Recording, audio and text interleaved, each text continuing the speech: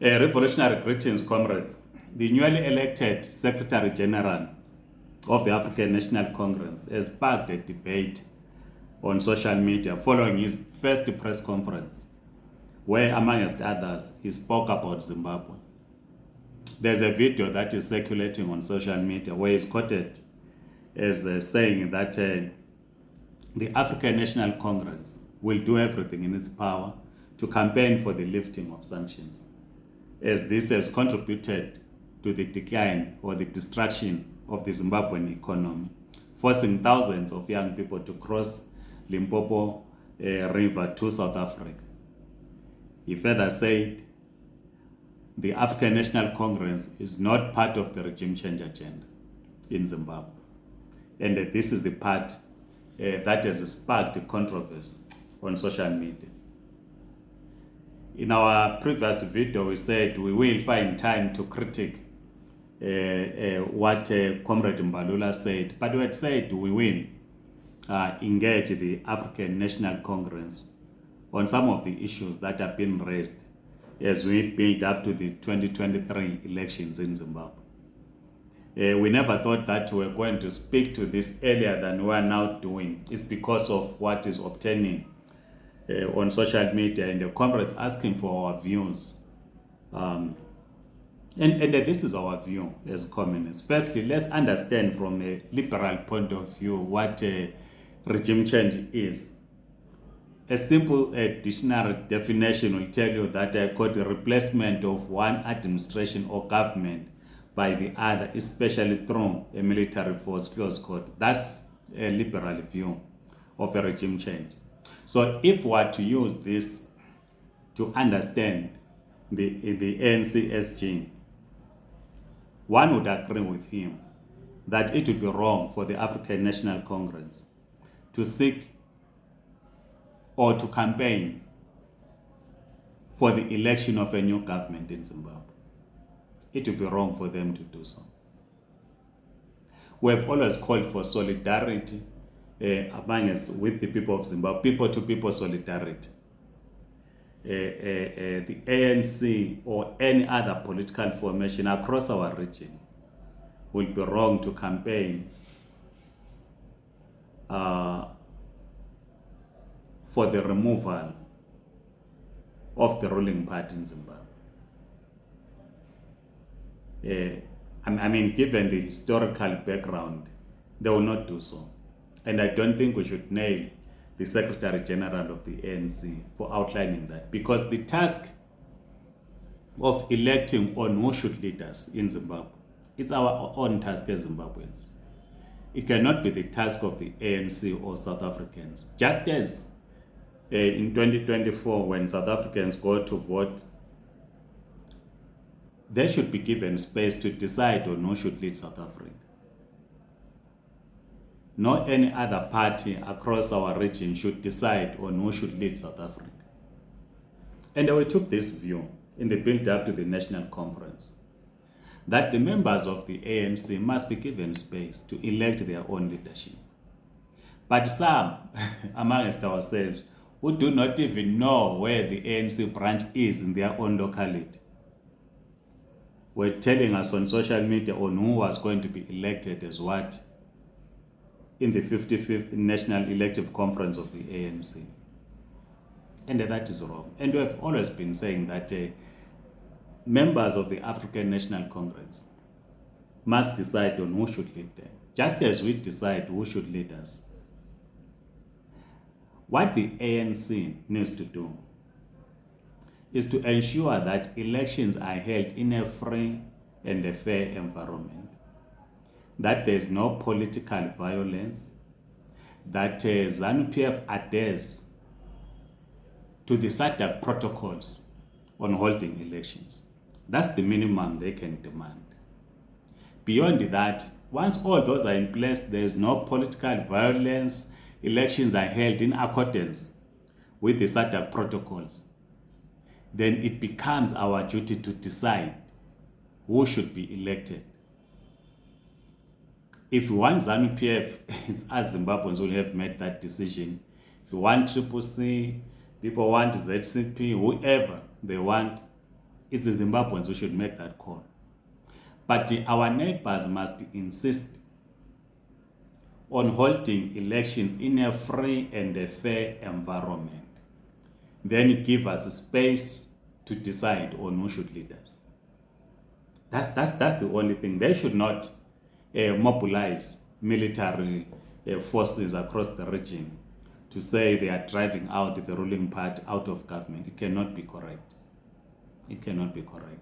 So we think comrades must understand in this context that it is not the African National Congress that has a task of mobilizing the Zimbabwean society, ensuring that everyone is registered to vote, those that are eligible, and that they should cast their vote in a particular manner. It should not be the duty of the ANC or any other foreign political parties.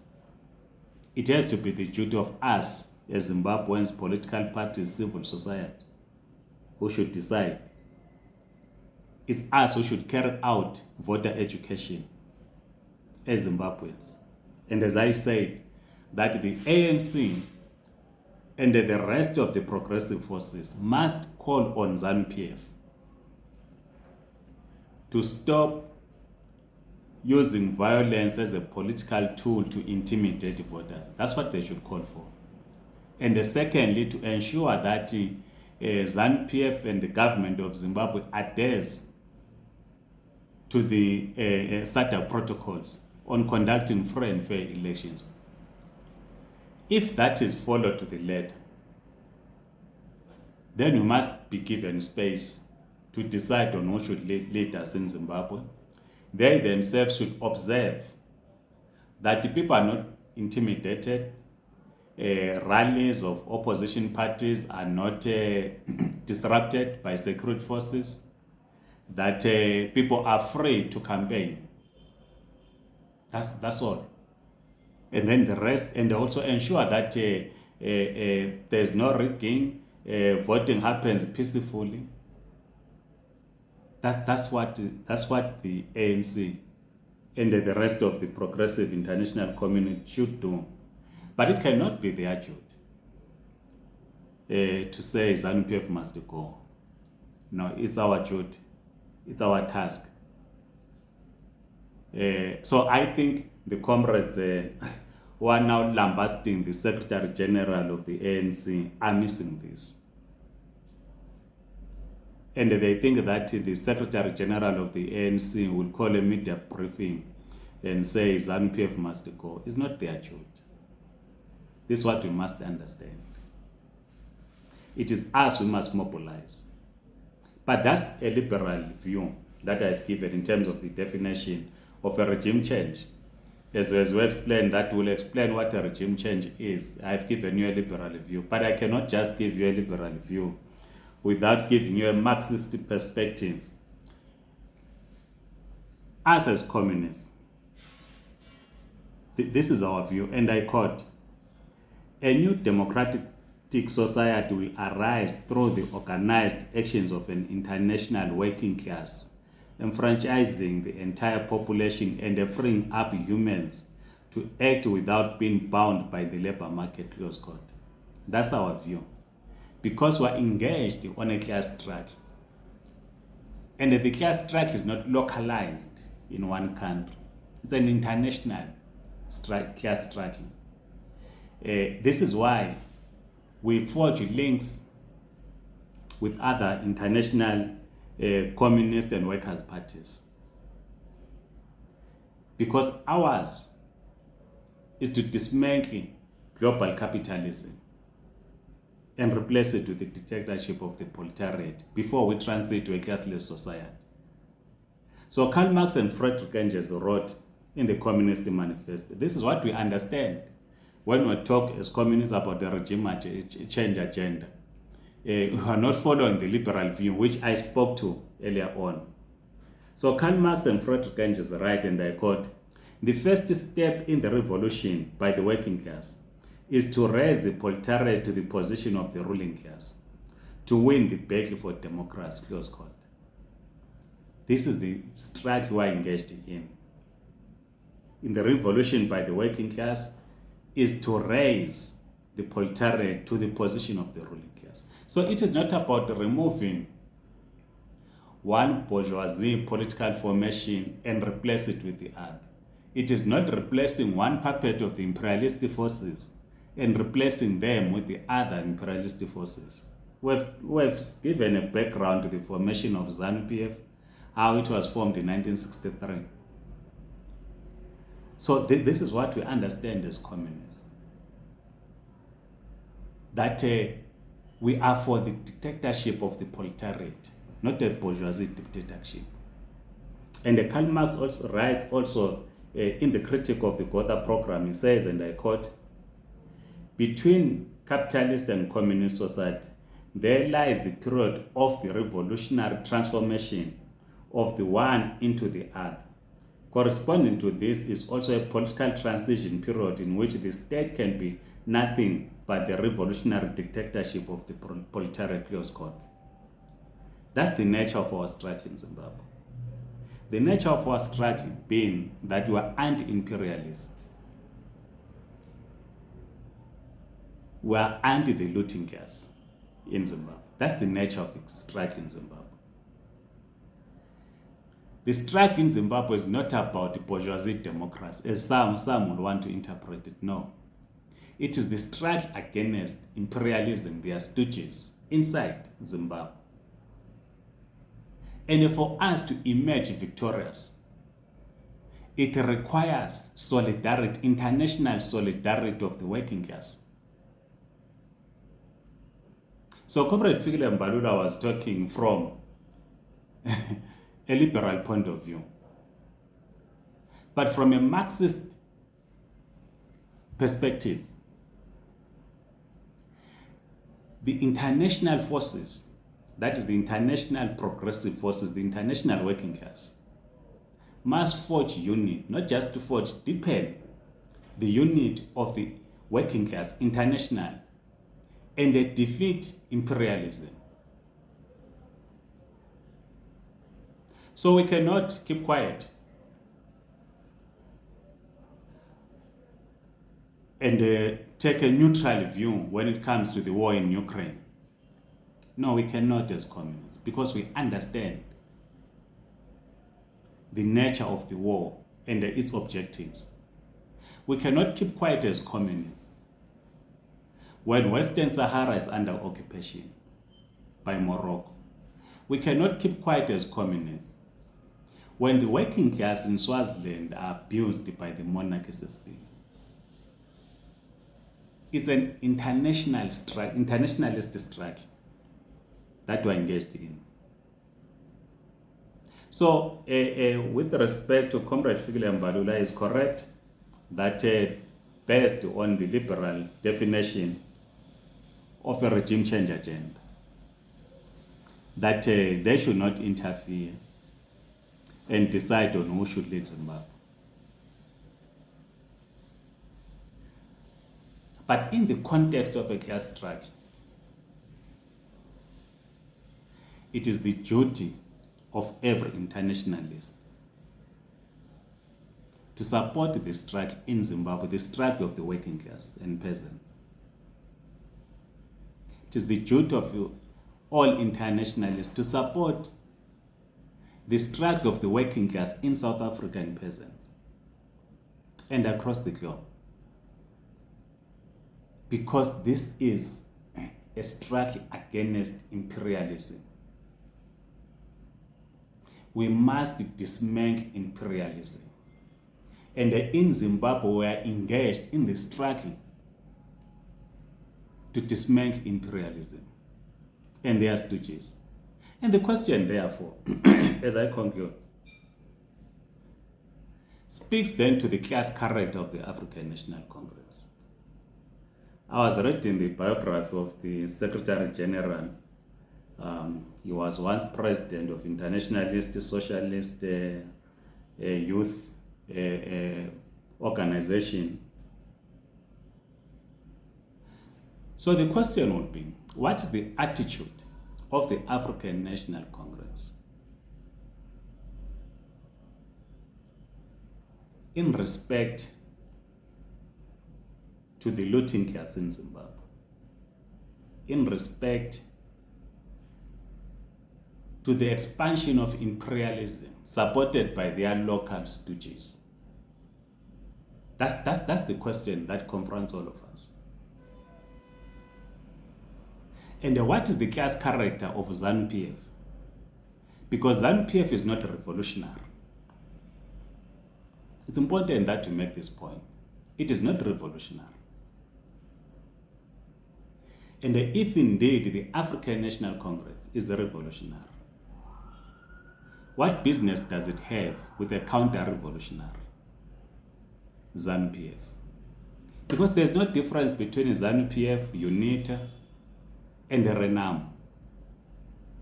They are all reactionary forces, and we've spoken to this. So that's the question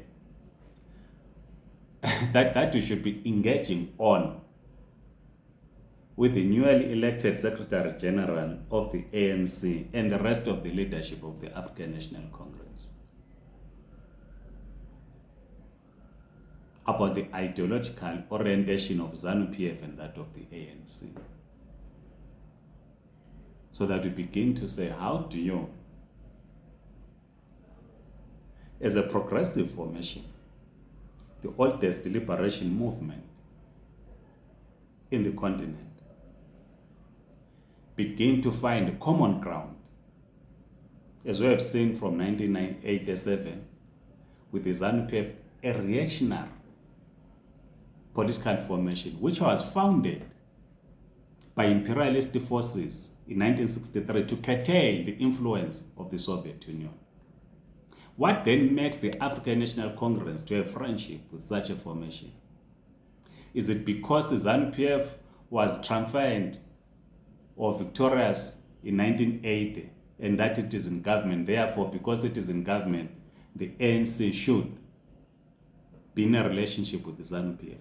These are the questions that we'll have to deal with.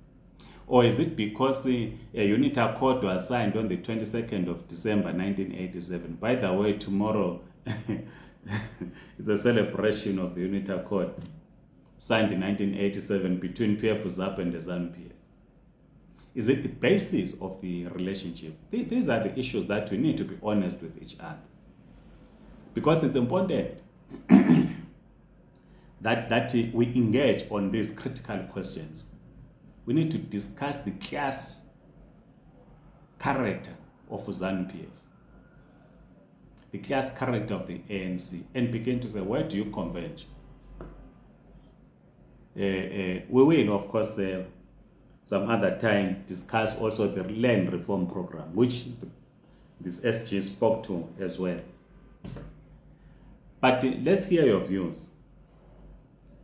But as I'm concluding, I'm saying from a liberal, I want to be understood because I do not to be misquoted. From a liberal point of view, as I said, I quote again, the definition of a definition of a regime change. It says a replacement of one administration or government by the other, especially through military force. And a comrade Fikile says they are not part of this as the African National Congress, and we agree. But from a class perspective, the imperialist struggle in Zimbabwe cannot be localized. That's our argument.